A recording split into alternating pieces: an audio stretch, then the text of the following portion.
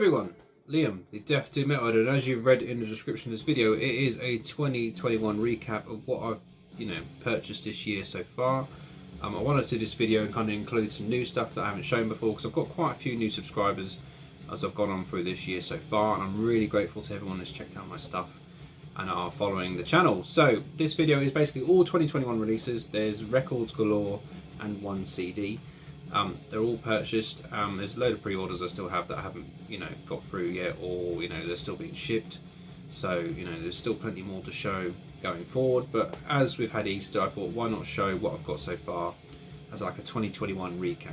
And if you haven't checked out these videos before, or you're really interested in what's been released this year, hopefully this video will help you even.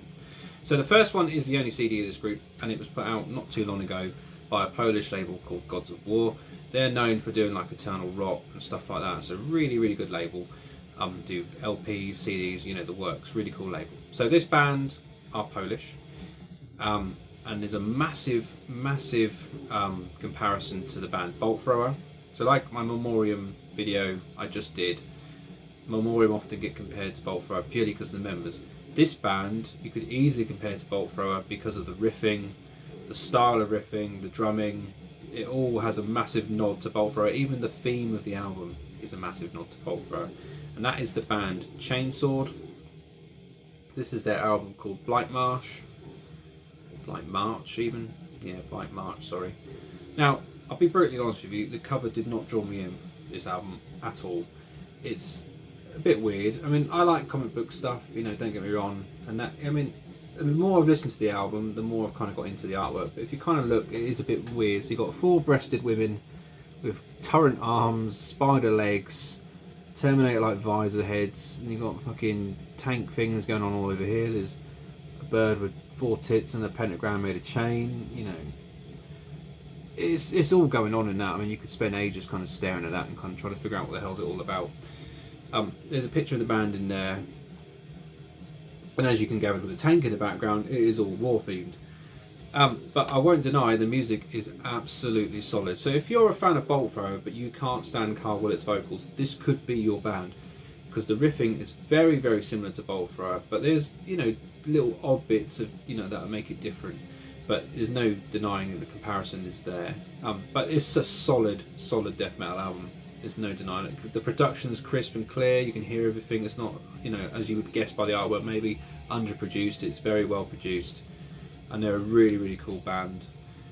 And it really pops. I do like the colour scheme. It's just the artwork's a bit weird. But this is an album people should check out. I'll leave links below to all these and the Bandcamp so you can have a listen. Because this isn't a lot of money. I think it cost me about 10 quid. And you're supporting an underground band that are putting out good tunes. So this is well worth your time. So that's Chainsword with Blight March. Next one is one that came out early in the year and I've showed before. This is Australian band Werewolves with What a Time to Be Alive. This was put out through Prosthetic Records and it is absolutely insane. It's such good death metal, but there's also massive nods to black metal, grindcore, thrash. It has everything in this album. The drum beats, the guitar riffs, everything is mixed up, vocal styles. But what it is a fucking aggressive album. As you could probably gather by the the artwork, it's just full on in your face. I mean, the first track, I Don't Like You, I was in a foul mood when I listened to this, and that track summed up the mood I was in absolutely perfectly. The lyrics, everything. The person I was thinking of could not have been described so much better in that track. It's just amazing. That's the back there. It comes actually, there's only one press of this. Comes like that, and it's kind of red lavery kind of splatter. And yeah, really good, aggressive, fast death metal, grindcore, you name it, it's everything. So if you want something that's just fast, no nonsense bullshit, this is your album. Next one is a Scottish band. They put out this album not too long ago through a label called At War with False Noise, which is also from Scotland, and I believe is run by one of the members of this band, and that is Coffin Mulch with Septic Funeral. This album cover is amazing. Now, this album has done really well. Sold out in all LP variants, and the CD and tapes are now disappearing very quickly. Now they've become available. And I've liked this so much I actually got it on cassette, because they're only charging a £5 for either the CD or cassette on their Bandcamp, which I think is really, really cool. So if you live in the UK and you want, you know, some good old school sounding death metal, go on their Bandcamp and buy a copy, because it's £5. You don't see many bands charge that kind of price, you know, which I've really, really liked. So this sounds like very early Autopsy. It's in that ballpark. So if you like early Autopsy and that kind of filthy sounding death metal where it's really crusty, horrible, you get what you pay for exactly. You know, that's a picture of the band there. They're based in Glasgow, I believe. And yeah, it's a really fun album. It's very horrible sounding. You know, it's not something that's fast. It's got fast moments in there, but it's slimy, horrible death metal. And I was lucky enough to get the coloured variant that kind of looks like Bob Marley vomited over it. So that was really cool. And they chucked in loads of stickers and stuff like that, which was, you know, just awesome. So can't recommend Coffin Mulch enough. Really, really good death metal band, and hopefully they'll put out some further music soon. Next one is one I haven't shown before on this channel. I believe these guys are from Denmark, but correct me if I'm wrong. I'm fairly sure they're from Denmark. And that is the band Baest, or Baest, don't know how you pronounce it, but Necro Sapiens. This came out through Century Media, and the only reason I picked this up is purely because someone said to me, you'll like this because it sounds a bit like Morbid Angel, and do you not like the album cover? And I was like, yep, I love that album cover, that's awesome. And they're a really good death metal band, and they essentially sound like, the only comparison I could use is a bit unfair, but they do sound a bit like Morbid Angel's Blessed Are the Sick. So if you like that album, I'm fairly confident you're going to get a kick out of this. But it's obviously not a clone of it by any means. It's just that's the comparison I'm going to have to use to kind of get across my point of kind of what they sound like. So it's death metal. It's a bit technical, but it's just all about the riffs. It's very, very riffy. Solid album. Not a boring track on here at all for me. Spun this quite a few times. I got the black wax version, so nothing fancy to show. In fact, inside I don't think there's anything too fancy. Just an inlay there with a picture of the band, some live shots, and then obviously lyrics on the other side. But yeah, I mean, that cover is incredible, and I really, really like that. So if you haven't checked this band out before, I'll leave links below, like I say, because they are well worth your time. And like if you're a fan of Morbid Angel's Blessed Are the Sick and that kind of styling of riffing, you're going to get a kick out of it. Next one is a band from Houston, Texas, I believe. This album came out in January, the start of the year, and it's just blew up. You know, I saw the pre-orders for this way back in November, and I kind of ignored it, thinking I've had too much death metal. It'll sound the same as all the others, and I didn't listen to a note of it. And then it got to January, and then I saw a few people talking about it. I checked it out, and I instantly liked it, and felt like a complete dick for not buying it. So I went and got a copy of it, and I've had this for a while now. But this is Frozen Soul with Crypt of Ice. Everyone is talking about this album this year already, and I imagine it'll feature quite highly on quite a few people's lists. But again, like the first album from Chainsword, it's a massive nod to Bolt Thrower. You know, there's no disguising that. There is, you know, you can hear the influences on this album. You know, they've got the female bass player, which doesn't help the comparisons, even though it shouldn't really do. You know, people will hear the riffs, see her, and go, Bolt Thrower. You know, it can't be helped. But I'm sure they don't mind that. It's a pretty cool comparison to have. And for their first album to be put out through Century Media, they're obviously doing something right, because I would kill to be released on Century Media on my first album. And I'm on my third and we're still doing fucking label searches. So testimony to them that they're an awesome band. So the cover art is incredible. Anything with skulls on it, I'm all in. It's got kind of a matte finish as well, which is really nice. Black vinyl again, so nothing fancy to show inside. But if you like Bolt Thrower, old school death metal, you know, you're going to get a kick out of this. It's very, very catchy. The riffs are really easy to get into, you know, and the production is spot on. So can't recommend that album enough. Next one is a band that are only based about an hour's drive from me in Cambridge here in the UK. Never heard of them before, and I only checked them out purely because I heard 2 or 3 people on Instagram talking about it. Saw the mention they were based in Cambridge. I was like, how has a band based in Cambridge got that big? No disrespect to them at all, it's just you don't really hear that at all. You know, the big cities in America have the death metal bands, or London based bands, or anything like that, not Cambridge. But Celestial Sanctuary, with their album Soul Diminished, is blown up everywhere. Loads of people are talking about this, and rightfully so. It's a very, very solid death metal album. It's put out through Redefining Darkness in the States and Church Road Records here in the UK, which is a Cambridge-based label. Again, never heard of them.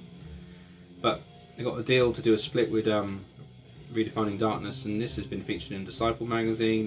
They're now taking bookings to play in the States for a Cambridge band. That's fucking incredible and really, really cool. So, death metal wise, it's very chuggy, very simple riffing. You've got over the top Kerry King like solos in there.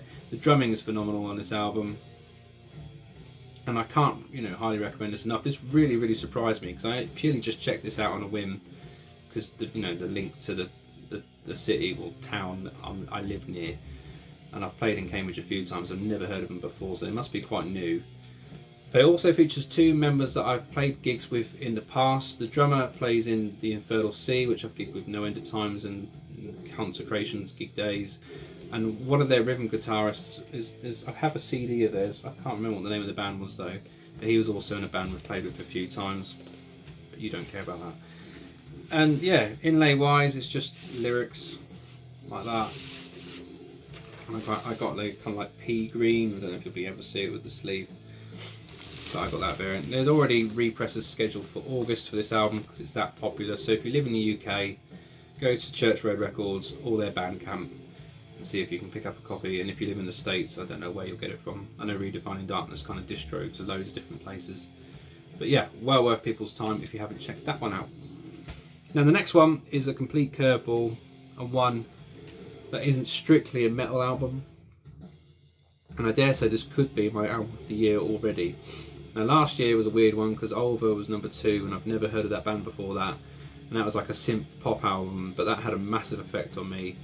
And Tyrant's new album, after 20 odd years of not doing anything, put out an album that was very much in vein of Tony Martin-esque Black Sabbath, and I love that album. I still listen to that now. But this one, the only description I can give it is dark folk music. And don't turn this video off just yet, hear me out. So the band is Imperium with Uber den Sternen, put out through Prophecy Records not too long ago. So Imperium are like a folky black metal band run by one guy. So it's a one-man project by Marcus Stock, who is a multi-instrumentalist. He does all the drums, all the bass, the guitars, and the kind of growly like vocals on this album. But I mean, he's a producer as well. He actually mastered Consecration's 2019 album Fragilium. I think it was 2019 or just before that. He mastered that for us. So he's a studio wizard as well as an amazing musician. And this album is probably the most beautiful album musically that I've ever heard. So the reason I say that is because the acoustic parts are so well produced, it's so crisp and so clean. The melodies used, it's just incredible. It's such an enchanting album. You can close your eyes and all these songs are so powerful. I mean, the heaviest track is the title track, and when I say it's the heaviest, purely because of the drumming style. There's no blast beats, nothing like that. It's kind of played in that hard rock like Led Zeppelin style, almost. And he kind of uses a growly style, but for the rest of the album, there's another chap singing on it, and he kind of sings like a classical, I don't know how to describe it, it's like a classical approach. This chap here, I believe, is doing the vocals. That's Marcus Stock there, and the theme is all woodland based and all that kind of thing.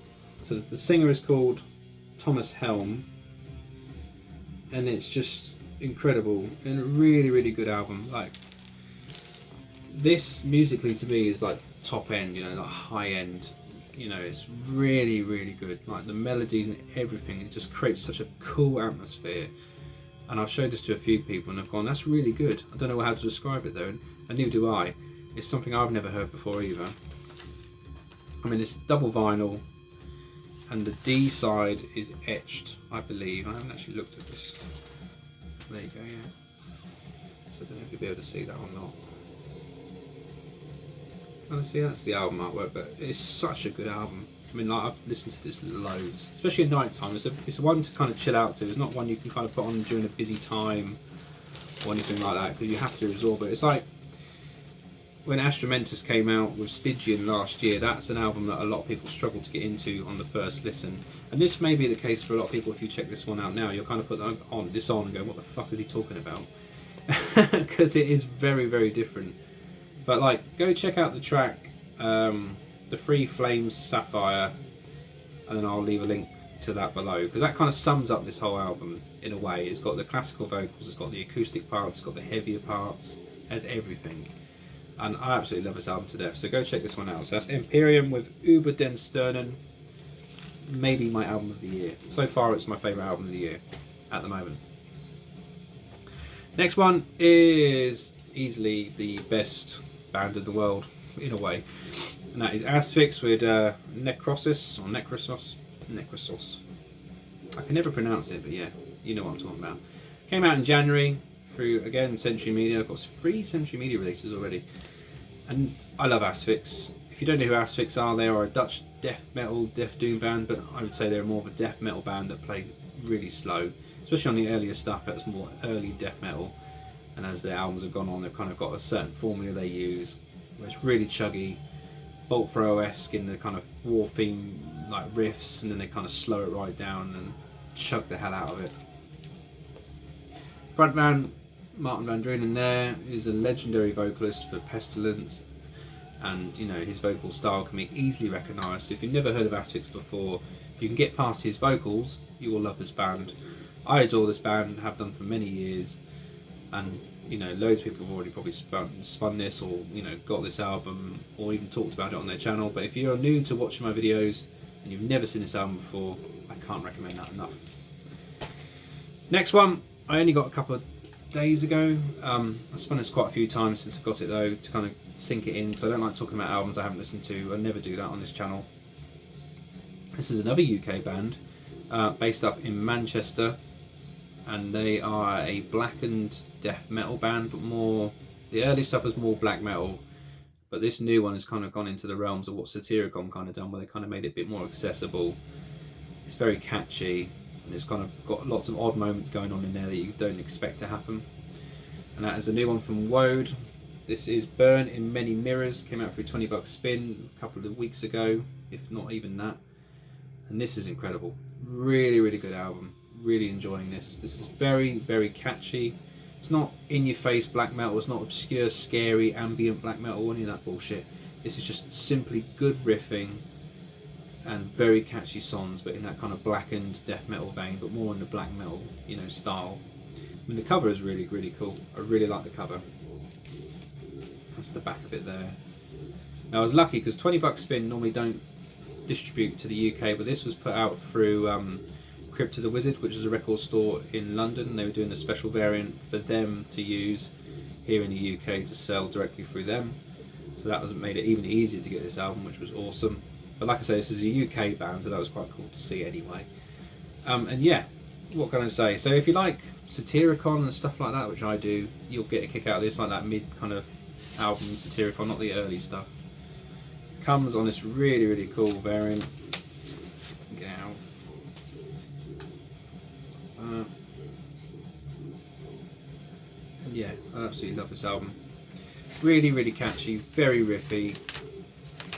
You know, there's no predictable moments on there. And you know, this album, I can see quite a lot of people talking about this at the end of the year, because it's yeah, the $20 spin as well. They've been doing a lot of death metal, and they kind of throw in the odd band that's quite obscure, and this will be one of them. So if you haven't checked it out, I will leave obviously links below so you can listen to it, but well worth your time. So that's Woad. And last but not least, this one is another album that took me very much by surprise. I never heard of them before, and they're like the typo negative of black metal, and that is Ruins of Beverast with the Fuel Grimoires, however you want to pronounce that. This came out through Van Records. So heavy, this release. Not musically, well it is heavy musically, but the weight of this record is ridiculous. So it's double 180 gram vinyl, and musically it's about over an hour long, and it's just incredible. So the Ruins of Beverast are like a kind of blackened doom band, you could say. Very slow, but also you've got really obscure, nasty, raw black metal moments going on in this album. But the thing that stands out for me is there's the massive gothic vibe on this, and there's a massive nod to typo negative sounds on this album. And the colour scheme doesn't really help that comparison, because you know, typo always uses kind of green and black, and they've kind of used it on this album as well. But when he does that kind of weird, almost like Peter Steele influenced vocal style, it kind of reminds me of them instantly. But this album is really, really good. It's one of those ones, again, you have to sit down with. You can't just rush through this. You have to take it in. And I'm really enjoying this one as well. This one's the dark green. I think this is marble variant. I'm not 100% sure. It looks like that. Oh, there's a bit of marble effect in there. You can see it. Probably not. Who cares? And yeah, a really, really good album. One that I've listened to 2 or 3 times. It's not one I kind of revisit regularly because you have to kind of be in the mood to listen to this. It's very, very atmospheric. But what I will say is it's well worth your time. Nothing really going on there in the gatefold, just kind of photos of clips and stuff like that.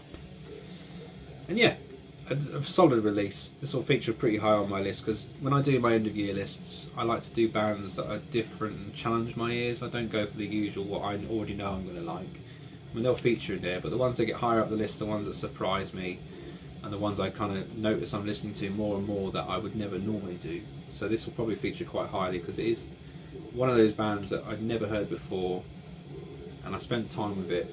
And the more and more I spend time with it, the more and more I get into it. So yeah, the Ruins of Beverast. So that is my kind of 2021 roundup. I hope you enjoyed this video. If you did, please like it. And if you're a new subscriber or, you know, new to this whole channel, please consider subscribing and saying hello down below. I love talking to people about metal, so you can recommend me new albums, new bands I haven't checked out yet. And you know, I'm all up for discussion because that's the whole point of doing this video, or even doing any of these videos, is just to talk about metal. Don't care about people saying I'm a YouTuber. I want to talk to people about music.